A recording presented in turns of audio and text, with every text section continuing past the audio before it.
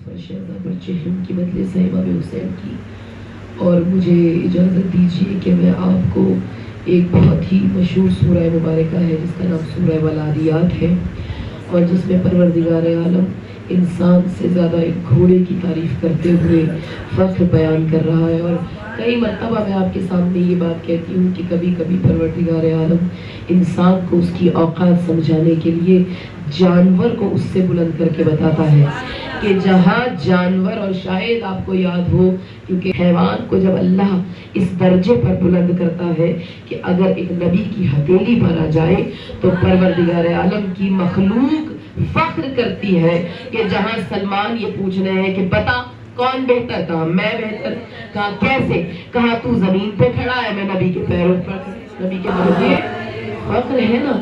कि तुम क्या समझ रहे हो कि तुम्हारे सामने ये मखलूकात जिसे हमने खल्क किया है तुम इन्हें कमतर समझ रहे हो।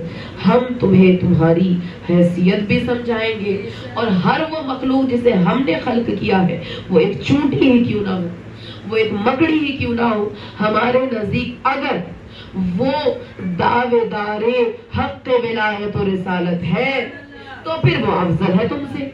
और पूरी की पूरी सूरह शान में नाजिल कर दी है घोड़े की कि वल आदियात सबहन फल मौरियात कदहन, कि हमें कसम है उस घोड़े की कि जब दौड़ता है तो गर्द उठाता है, और उस सुबह की कि जिसमें आए तो बर्बाद कर देता है, और को इस तरह से तितर बितर कर देता है। कौन? वो घोड़ा। तो यहाँ पर मुफस्सिरीन यहाँ कह रहे हैं कि यहाँ कमाल घोड़े का नहीं है, कमाल उस शाहसवार का है जो घोड़े पर सवार है। भाई देखिए ना, पहले तो होता ही इस्तेमाल घोड़ा था, हर शख्सी अरब में घोड़ा, और अरब क्या हर जमाने में घोड़ा इस्तेमाल में आया करता था। तो अब परवरदिगार आलम अगर हर घोड़े की कसम खाने लगे तो फिर हर शख्स कहे कि मैं इसका सवार, तो मैं भी कसम के अंदर शामिल नहीं। कसम उसकी नहीं है, कसम उस शाहसवार की है कि जब पुष्ट पर सवार हो जाए तो खुदा उसके कदमों से उठने वाली गर्द को भी कसम के लायक बना देता है, उसके मुंह से निकलने वाले झाग की कसम को भी खुदा लायक समझ लेता है। तो ये कमाल शाहसवार। और कैसे कैसे शाहसवार है कि जो इस पुष्ट पर सवार हुए, किसी का नाम अली है जिसे आप शाहिदुल सवार भी कहते हैं, कहीं कोई शाहिदुल जलाल इमाम हुसैन है, कहीं कोई सवार अब्बास की शक्ल में नजर आता है, कहीं कोई कासिम बन जाता है, कहीं अली अकबर बन जाता है। तो कमाल उन शाह सवारों का है कि जिन्होंने इन राहवारों को इस लायक बनाया।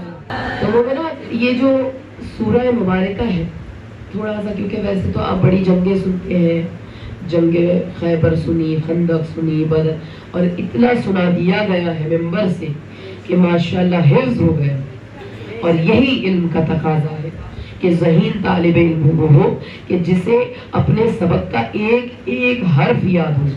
तो आज मैं आपको एक नई जंग सुनाने वाली हूँ जिसका नाम है ज़ात सुनासुल, और ये वो जंग है कि जिसकी वजह से अली की शान में ये आया मुबारक। देखिए तारीख में लिखा है कि एक मर्तबा, अब ये जो मैं आपको रिवायत सुना रही हूँ इसके रावी हजरत सलमान फारसी, वो कहते हैं हम रसूल के पहलू में बैठे हुए, इतने में एक अरबी बद्दू आया रसूल की खिदमत में, और रसूल को सलाम किया। रसूल ने जवाब सलाम दिया। कहा कैसे आना हुआ? कहा या रसूल अल्लाह, मैं बनी खसम को इस हाल में छोड़कर आ रहा हूँ कि उन्होंने झंडे बुलंद कर रखे हैं और लश्कर तैयार किए जा रहे हैं, और उन्होंने कसम खाई है अपने बुतों की कि जब तक हम मोहम्मद और उसके साथियों को कत्ल नहीं कर देंगे सुकून से नहीं बैठे। तो अब सलमान कहते हैं जैसे ही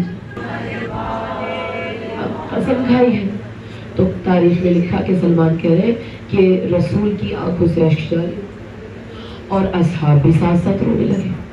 कि अब असहाब में से रसूल ने मुखातिब होकर कहा कि ऐ मुसलमानों, तुम में से कोई है जो खड़ा हो और जाए और जाकर इस सामने वाले लश्कर का मुंह तोड़े? सलमान कहते हैं हम समेत कोई ना बोला। अब रसूल अपने मकाम से खड़े हुए और कहा कि देखो, तुम में से कोई है जो खड़ा हो اور دشمن کو اس کے جو اس نے کیا ہے حملے کا سلسلہ کیا ہے اس کا منہ توڑ جواب دے سکے اور میں اس کی جنت کا ضامن ہوں۔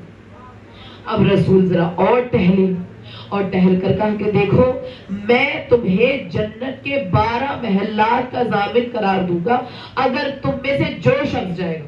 سلمان کہتے کوئی نہ بولا، اتنے میں جو نہیں تھا وہ دروازے سے داخل ہوا۔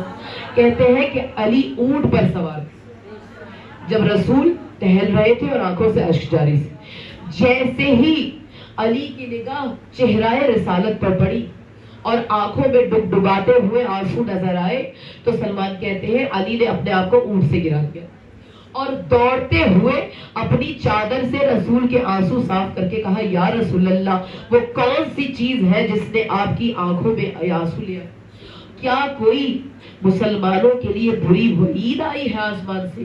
کہا رسول نے کہ نہیں، مسلمانوں کے لیے خیر کی خبر آئی ہے لیکن مسلمان جانے کو تیار نہیں ہے۔ خبر تو جنت کی آئی ہے مگر کوئی جانے کو تیار نہیں ہے۔ علی نے کہا یا رسول اللہ کس چیز کی خبر آئی ہے؟ کہا اتنا بڑا لشکر تیار ہو رہا ہے لیکن کوئی ہے ہی نہیں جو جائے۔ مسکرا کر علی نے کہا یا رسول اللہ آپ کیا خبر اور کیا خوشخبری سنانا چاہتے ہیں؟ کہا کہ میں ضامن ہوں 12 محلات کا کہ جو جنت میں جانے والے کو ملیں گے۔ کہا یا رسول اللہ اب بھائی علی کو کیا لالچ جنت کا؟ مجھے ہے کوئی لالچ کہ جو قسیم النار والجنہ ہے اسے کیا لالچ؟ کہا یا رسول اللہ کیسے محلات ہوں گے؟ کہا اے علی وہ محل ایسے ہوں گے جو سونے اور چاندی سے بنے ہوں گے، ان کا گارا مشک و اذفر کا ہوگا اور اس میں جو چھوٹے چھوٹے نگینے ہوں گے وہ ہیرے و یاقوت کے ہوں گے۔ اس کے بعد کہا کہ اے علی وہ جو محل ہوگا اس کے اندر بغیر جوڑ کا اللہ نے ایک موتی پیدا کیا ہے اور وہ پیدا ایسا کیا ہے کہ اللہ نے کہا کہ ہو جا اور وہ موتی بن گیا، اور وہ موتی ایسا ہے کہ جس کے اندر سے باہر دیکھا جا سکتا ہے، باہر سے اندر دیکھا جا سکتا ہے، اور اس میں ہر محل میں ایک یاقوتی تخت ہے اور ہر تخت پر ایک حور بیٹھی ہے اور وہ حور بڑی بڑی آنکھوں والی ہے جس نے 70 سترے سبز رنگ کی اور 70 سترے زرد رنگ کی پہن رکھی ہے، اور اس کے بعد ایک لوبان دان اس کی ستروں پر ہے، اور جیسے ہی پروردگار عالم حکم دیتا ہے ایک لوبان دان اس کی ستر کو جلاتا ہے ایک جلانے والے آلے سے، لیکن وہ آگ نہیں ہوتی بلکہ فقط وہ دھواں ہے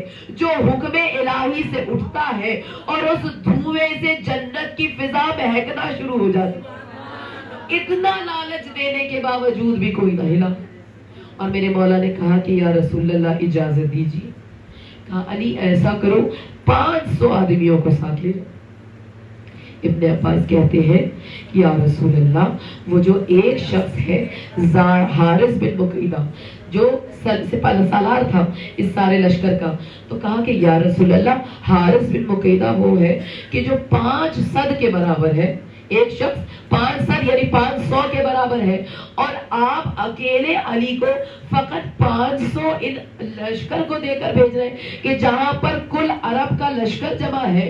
کہا علی کے لیے میرے مولا نے کہ یاد رکھو اگر وہاں لاکھوں کا بھی لشکر ہو تو میں محمد کسی اور پر تکیہ نہیں کرتا، میری طرف سے اکیلا علی ہی کافی ہے۔ کہتے ہیں علی چلے گئے، 500 افراد، سلمان بھی ساتھ ہے لشکر میں، کیونکہ پوری روایت جناب سلمان نے بیان کی ہے۔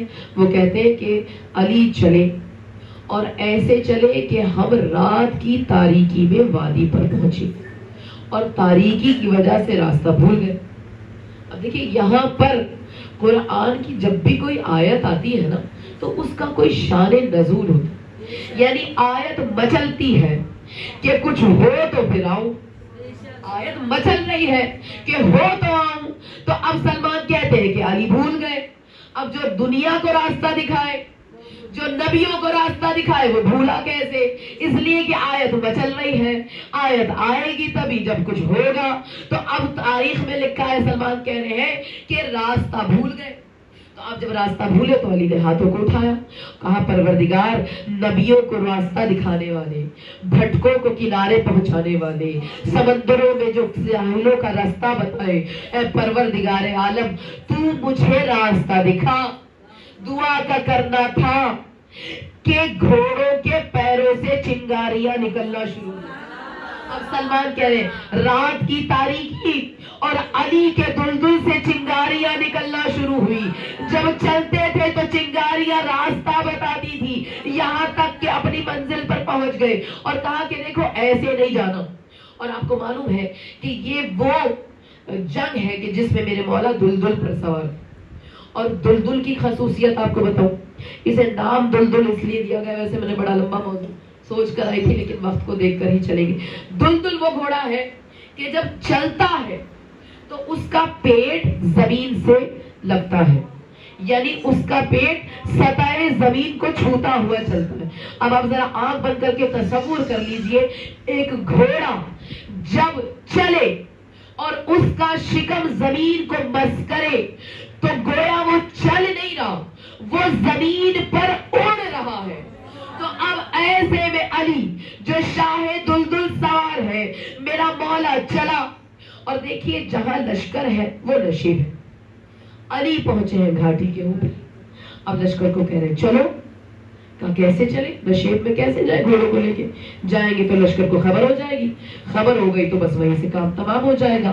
تو اب علی کے کہنے کے باوجود جب کوئی نہ چلا, سلمان کہتے ہیں جب اذان صبح کا وقت ہوا اور ادھر اذان بند ہوئی, کافر سمجھے کہ شاید کوئی چرواہے گنگنا رہے ہیں, لیکن جیسے ہی انہوں نے سنا نا اشہد ان محمد رسول اللہ, سمجھ آ گئی کہ وہی آئے ہیں جو محمد کے ساتھ ساتھ اسلام کے دعوے دار ہیں. تو کہا کہ ادھر انہوں نے ابھی تیاری شروع ہی کی تھی, اور یہ تاریخ کے لفظ ہے کہ کوئی ادھر سے اسلام کے لشکر سے تیار نہ تھا, ادھر کافر تیار نہ تھے.